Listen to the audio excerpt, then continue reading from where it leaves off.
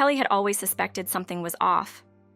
Over the last few months, she had noticed James's increasing secrecy, late nights, and strange phone calls.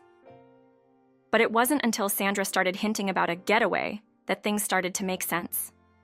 Kelly wasn't one to let things slide, so when she overheard Sandra talking about it, she decided to dig deeper. A feeling of dread settled over Kelly as she went through the pile of papers on the desk, but her eyes froze on one particular document, an airline brochure. That was strange. The brochure was from a luxury resort in the Caribbean. Sandra had been planning this for months without telling Kelly. But why? "I knew it," Kelly muttered, her hands gripping the brochure tightly. She called Ryan immediately. "I think they're planning a trip. Without us knowing," she said, trying to keep her voice steady. The information was too much to process all at once, but it confirmed what she'd been feeling for weeks. Ryan, on the other end of the line, was silent for a moment before responding. "I've been feeling the same way. Sandra has been pushing me to take a vacation, and I've noticed some travel brochures lying around on their vanity." Kelly let out a breath of relief. At least she wasn't alone in her suspicions. "I found something in the house, too. Some hidden travel brochures and club cards. They're planning this trip behind our backs." Her voice was firm now, more confident than it had been in days. Ryan agreed, the tone of his voice determined. "We need to do something about this. If they think they can deceive us, they've got another thing coming." Kelly's heart raced, not just from the anger bubbling inside her, but also from the rush of adrenaline. They were on the same page, and that felt good. She had always felt alone in this marriage, like she was always the one questioning and doubting. Now, she and Ryan were partners in this. They could take on Sandra and James together. Over the next few days, Kelly kept a close eye on James. His behavior was becoming more erratic. He seemed to be walking around the house like he had won some kind of victory, a smug look on his face whenever he spoke to Kelly. She knew it was only a matter of time before he slipped up. She just had to be patient. Then one evening, as Kelly sat in the living room, her phone buzzed. It was a message from Ryan. "Ryan, James just left the house. I think he's on his way to meet Sandra. Do you want me to keep an eye on him?" Kelly quickly replied. "Kelly, yes, absolutely. I'm about to check something here. Let me know what you find out." Ryan had become her confidant, her rock. After everything that had happened, it was strange to think that, for the first time in years, she felt like she wasn't walking alone in this mess. As the hours passed, Kelly found herself growing more suspicious. She decided to check a part of the house that James had always kept off limits. She had never dared to open that door before, but today felt different. Today, she was no longer afraid. The moment she stepped into James's office, she felt an odd sense of empowerment. The room smelled of old leather and expensive cologne. She didn't hesitate. Kelly walked straight to the shelf where James kept his most prized possessions, things that he never let anyone touch. She scanned the shelf, looking for anything out of place. That's when she saw it. A stack of travel brochures, neatly arranged, as if they were meant to be found. Kelly's stomach dropped. This was it. This was the proof she needed. Without wasting another second, she snapped a photo of the brochures and texted it to Ryan. "Kelly, found the proof. They're planning a trip behind our backs." Ryan's response came almost immediately. "Ryan, I knew it. We've got them now. We'll teach them a lesson they won't forget." Kelly couldn't help but smile. She was finally getting the upper hand. They had the evidence. Now it was time to turn the tables. 3 weeks later, everything came to a head.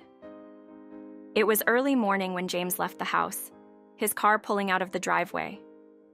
Ryan had called Kelly the night before, letting her know that James was heading off on his secret trip with Sandra and their friends. Kelly's heart was pounding in her chest, but she kept calm. The plan was in motion. Later that morning, as Kelly sat at home sipping her coffee, her phone rang. It was James.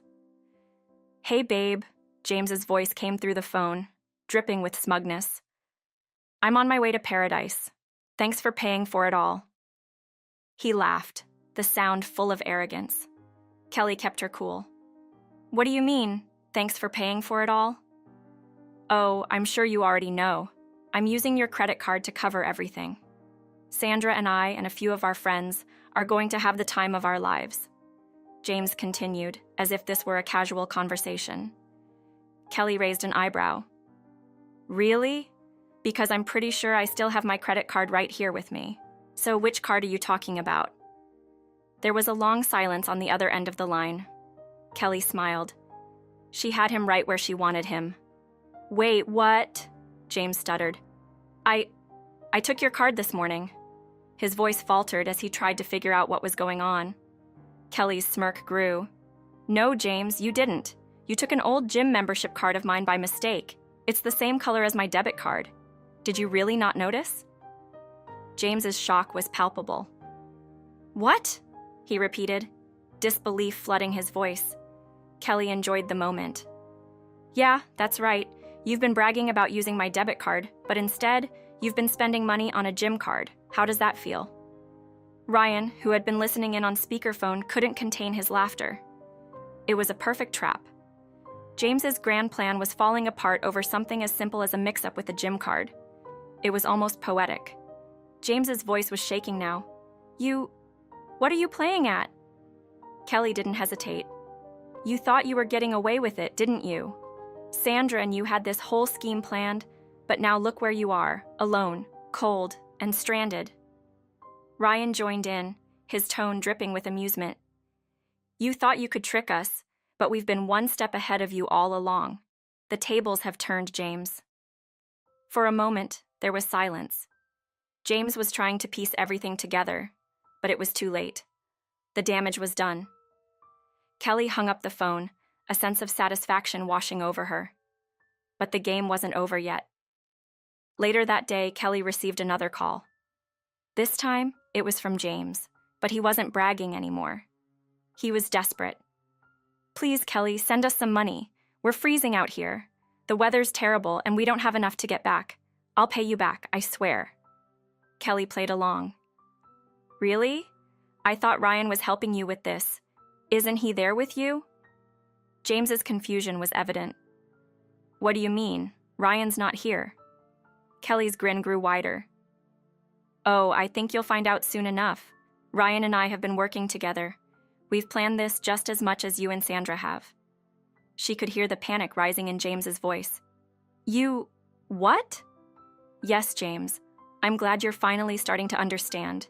You've been played, and I'm not sending you any money. You'll have to find your way back on your own. Kelly's voice was cold, her resolve unshaken. After hanging up, Kelly called her lawyer. The divorce was happening, and she wanted to be fully prepared. She had all the evidence she needed, and James and Sandra's scheme was crumbling faster than they could recover. When James and Sandra finally returned, they were met with an unexpected confrontation. The lawyer handed them legal papers, and their faces drained of color as they read through the documents. You're divorcing us? James asked, his voice filled with disbelief. Kelly stood tall, her voice steady. Yes, and you're going to pay back every penny you've taken from me. You'll pay for the house, the savings, and everything else you've stolen. Sandra tried to play the victim, but Kelly was unmovable. It's all here in the documents. You don't have a leg to stand on, and by the way, I've got proof of everything. Sandra's smug demeanor quickly turned into frustration. This is crazy. You can't do this. I already have, Kelly replied, feeling the weight of the situation settle in. This is the price of your deceit. The confrontation continued for hours, but in the end, it was clear that Kelly and Ryan had won. James and Sandra were left to deal with the consequences of their actions, and Kelly could finally move on. As for the future, Kelly's life was brighter than ever. She had a new condo, a promotion at work, and a renewed sense of freedom. The divorce was just the beginning of her new life. She had no time for the chaos James and Sandra had caused. She was moving on, and nothing could hold her back now.